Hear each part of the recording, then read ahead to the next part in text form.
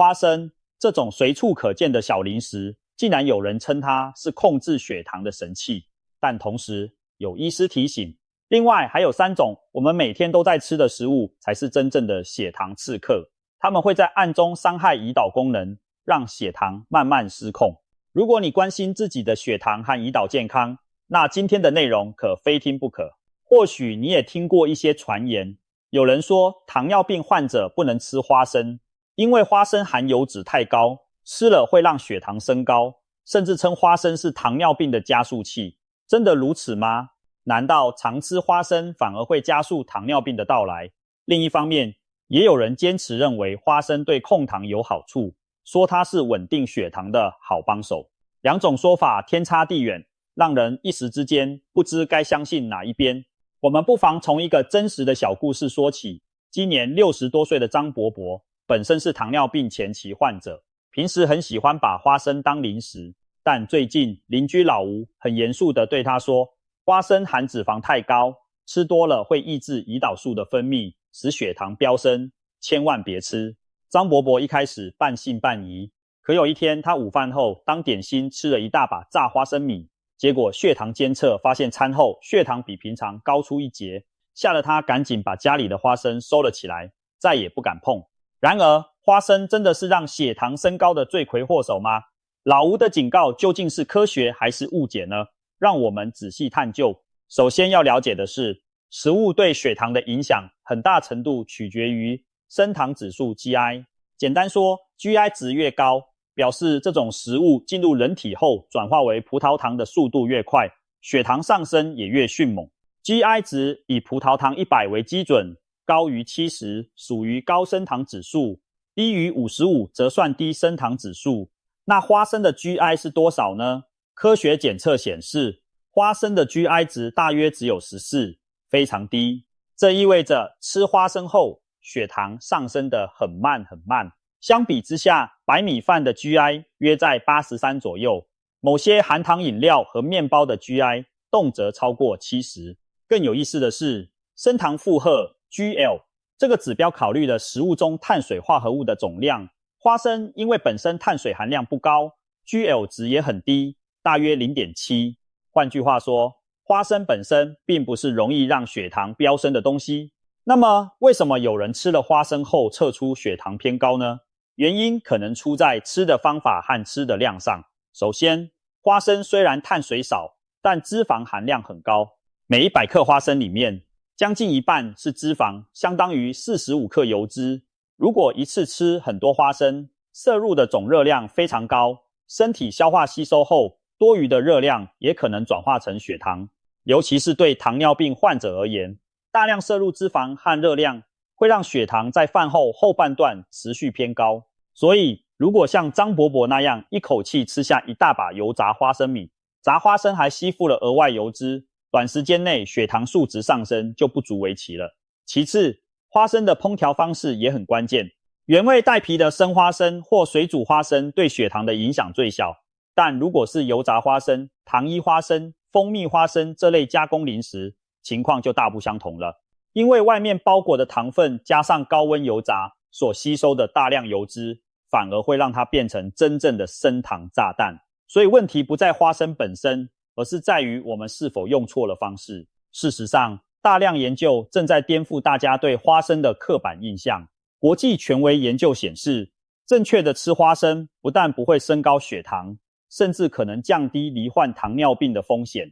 有一项涵盖10多万人、长达数年的大型观察发现，经常适量食用花生的人，罹患第2型糖尿病的风险显著，比几乎不吃花生的人低，大约降低了 24%。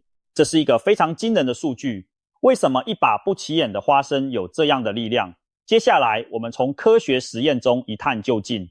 首先，在2023年发表于中华糖尿病杂志的一项研究中，科学家对1000多名第2型糖尿病患者进行了队列追踪，发现每天摄入适量花生的人群，其糖化血红蛋白 HbA1c 平均值比不吃花生的人低了 0.3 个百分点。别小看区区 0.3 个百分点，临床上 HbA1c 每降低 1%，心血管事件的风险大约可以减少 14%。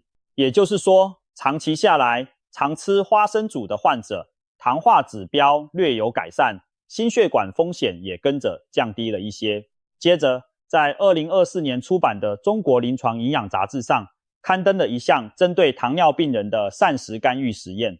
研究人员让一组患者在保持高纤维、低升糖饮食的前提下，每日额外加入30克花生，坚持12周。结果令人惊喜，这组人的餐后血糖峰值明显下降，血糖不再那么坐云霄飞车了，而且他们的空腹三酸甘油酯、甘油三酯水准也比对照组低了 12.7%。换句话说，花生不仅帮助稳定了血糖波动，还对血脂调节有正面作用，仿佛成了饮食中的一个稳定器，让血糖不再猛冲猛落，血脂也不再到处乱窜。对糖尿病人而言，这样的改善是实实在在的福音。再看看2025年的最新发现，当年度食用预防医学期刊刊登了一项涉及社区人群的调查，指出有规律的摄取花生的糖尿病患者，其平均腰围和身体质量指数 BMI 都明显低于很少吃花生的人。研究者推测，这与花生带来的强饱腹感和延缓胃排空有关。换句话说，吃一点花生能让人比较不容易饿肚子，减少餐与餐之间想乱吃点心的欲望，从而间接帮助降低总热量摄入，避免体重上升。众所周知，体重控制对糖尿病管理至关重要，体重下降几公斤，往往就能改善胰岛素敏感性。所以，花生通过增加饱足感，居然还能在体重管理上帮上忙，进一步保护血糖稳定。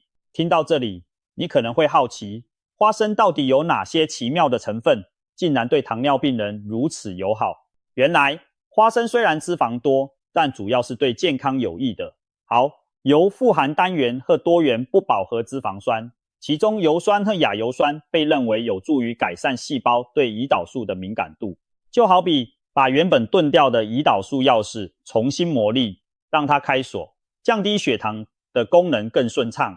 花生中丰富的蛋白质和膳食纤维也功不可没。蛋白质是身体的重要原料，而膳食纤维则能延缓糖分的吸收，减缓餐后血糖上升速度，并提供长时间的饱足感。不仅如此，花生还富含镁、钾等矿物质以及多酚类抗氧化物质，这些多酚能够在一定程度上减轻慢性炎症，有点像替血管内壁加上一层隐形保护膜，减轻高血糖和高血脂对血管的伤害。另外，一项刊登于2023年营养学报的研究指出，适量摄取花生可以促进肠道内益生菌，如双歧杆菌、乳酸菌的生长，而这两种菌群与葡萄糖代谢效率密切相关。肠道菌就像营养消化的交通管制员，好菌当道时，糖分的吸收和利用就更有序。可见花生对人体的影响是多方面协同的，并非单一成分在发挥作用。总的来说，花生这样一个不起眼的食材，对糖尿病人可能带来以下几项意想不到的好处。一是帮助降低长期血糖指标。研究显示，每日摄入适量花生的糖尿病患者，其糖化血红蛋白 HbA1c 平均可下降 0.3%。别小看这 0.3%， 它意味着心血管并发症风险的降低。二是平稳餐后血糖，改善血脂。将花生纳入高纤维低 GI 膳食，可明显降低餐后血糖峰值，甚至让空腹甘油三酯水准随之下降，有助于预防血糖血脂大起大落。三是增强饱腹感，协助体重管理。花生富含蛋白质和膳食纤维，小小一把就能让人有明显的饱足感，进而减少正餐间的零食摄取频率，帮助控制体重。许多糖尿病人适量吃花生后，普遍发现腰围和体重指数有所降低。四是保护心血管健康。花生中含有精氨酸和多酚类抗氧化物质，有助于舒张血管，减轻慢性炎症，为饱受高血糖侵袭的血管提供保护，降低心脏病、中风等风险。五是优化肠道菌群。适量吃花生可促进肠道内的益生菌生长，例如双歧杆菌和乳酸菌，提升肠道对糖分的代谢效率，从而间接改善血糖控制。但在我们大赞花生这些好处时，也必须保持理性，任何事都有两面，花生虽好，也不是吃越多越好，更不是人人适合。对于过敏体质的人来说，花生可能诱发严重的过敏反应，这类人就绝对不可以碰。还有肝硬化、严重消化不良、胆囊问题等患者也需慎吃花生，否则可能加重代谢负担。一般人要从花生获益，重点在于适量二字。医师通常建议每天摄取约20到30克花生就足够了，大概一小把15到20粒左右的量。烹调方式上，最好选择带红衣的生花生、轻度干炒或水煮花生。这些做法能保留花生的大部分营养，又避免摄入过多的盐和油。相反，如果用油炸、撒盐或裹糖衣的方式吃花生，就会把原本的营养优势抵消，甚至颠倒过来。还有一个小技巧，不要把花生当作正餐与正餐之间无聊时随手抓来吃的零食，最好将它纳入正餐的一部分一起食用。比如早餐将几颗花生拌进燕麦粥，或在凉拌菜里撒些花生碎，这样与其他食物同时，花生的营养协同作用更明显，也不容易一不小心吃过量。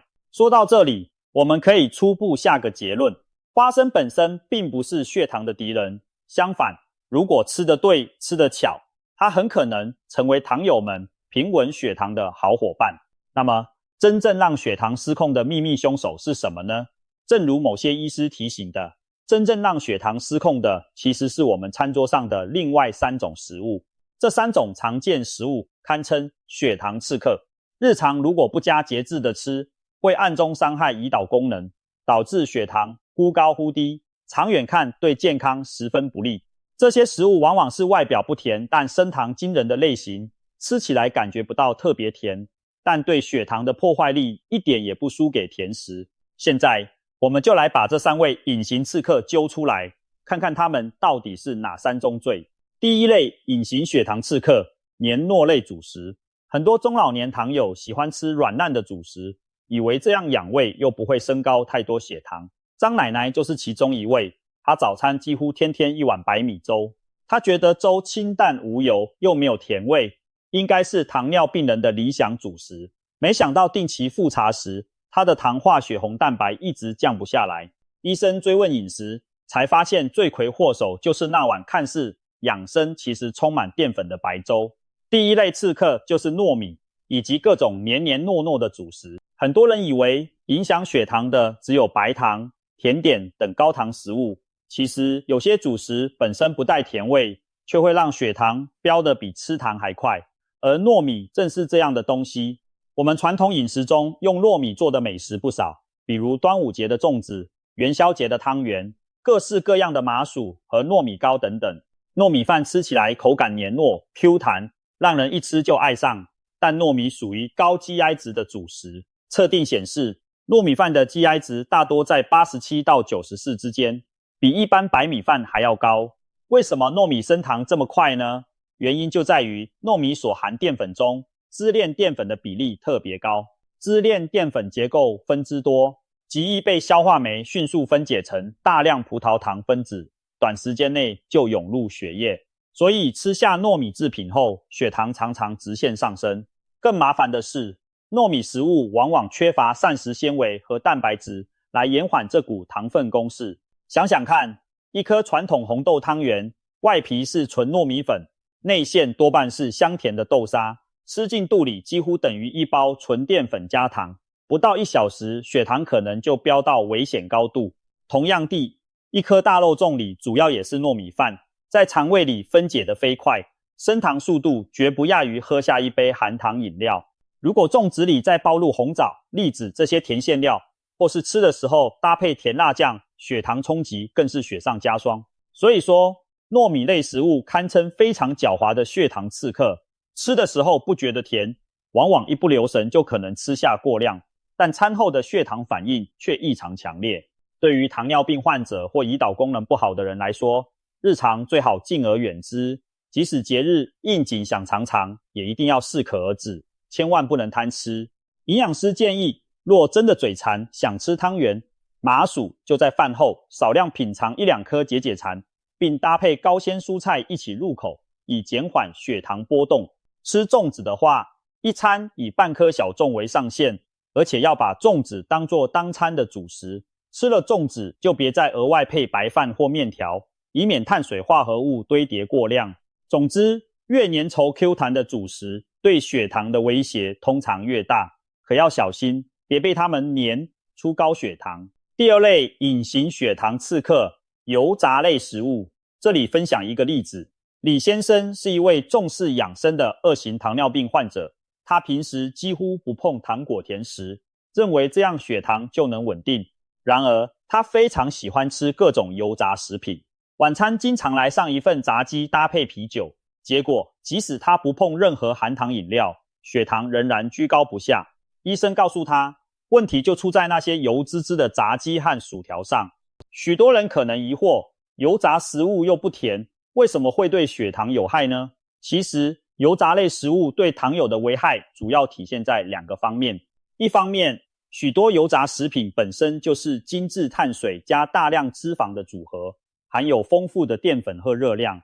比如中式早餐常见的油条是用白面粉发酵后下锅炸成的。至于炸年糕、甜甜圈等小吃就更不用提了，外皮是面粉，内馅也含不少糖分。吃下这些东西，淀粉照样会变成葡萄糖进入血液，只不过因为油脂很多，胃排空速度稍微慢一点，但最终血糖还是会上升。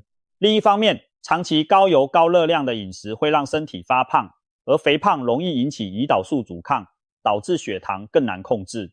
经常吃油炸食物的人，不仅血脂偏高，体重往往也超标，这些都会增加胰脏和胰岛的负担。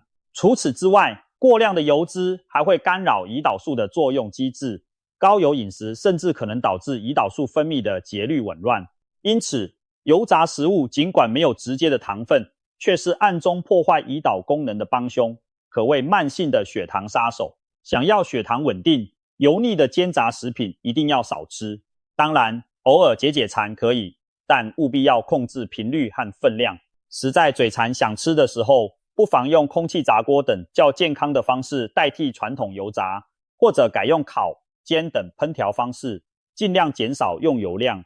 千万别以为咸香酥脆的油炸小吃没有糖就无害，其实它们对血糖的影响可能更隐蔽、更长远。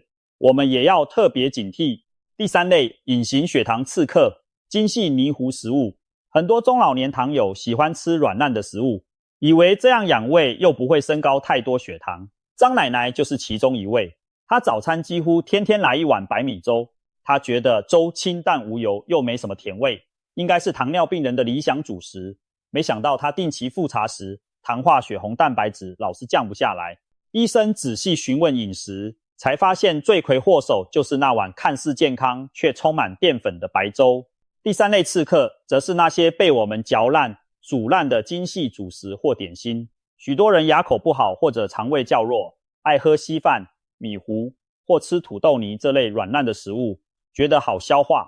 然而，这类泥糊状的食物往往会让血糖在不知不觉中飙升，因为食物被磨得愈细，煮得愈烂，消化起来就愈轻松，转化成葡萄糖的速度也就愈快。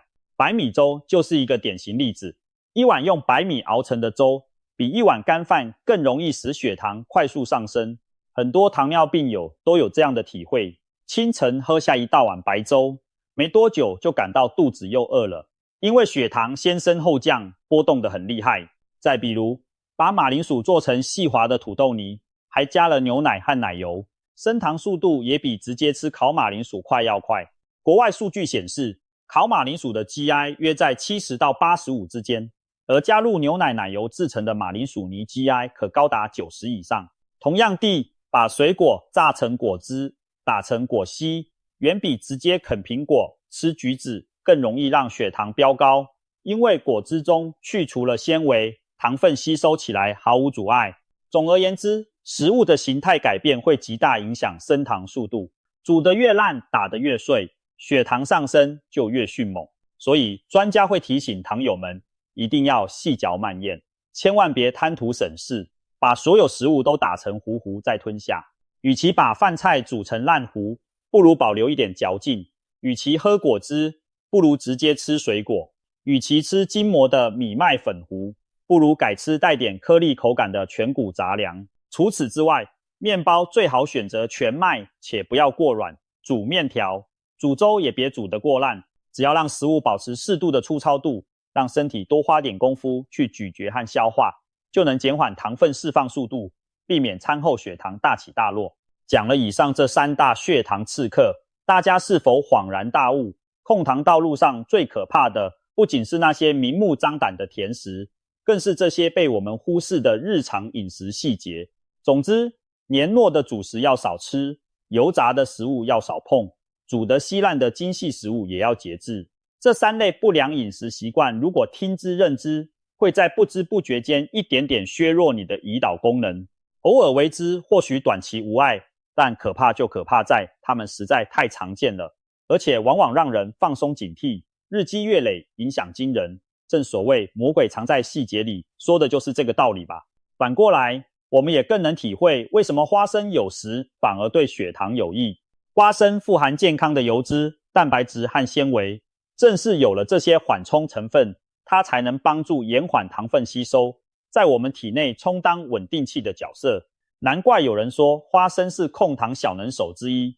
当然，前提是你吃对方法，控制好摄取量，并采用清淡健康的烹调方式来享用花生。如果吃错了，吃过量，再好的食物也可能从天使变成魔鬼。最后提醒各位，胰岛健康其实掌握在自己手中，远离以上这3大血糖刺客，多选择一些低 GI、高营养的饮食，比如苦瓜、胚芽米、燕麦、玉米这类低升糖的蔬果与全谷杂粮，以及豆制品、鱼肉等优质蛋白，再加上适量的坚果，例如花生。相信你的血糖曲线一定会比以前更加平稳。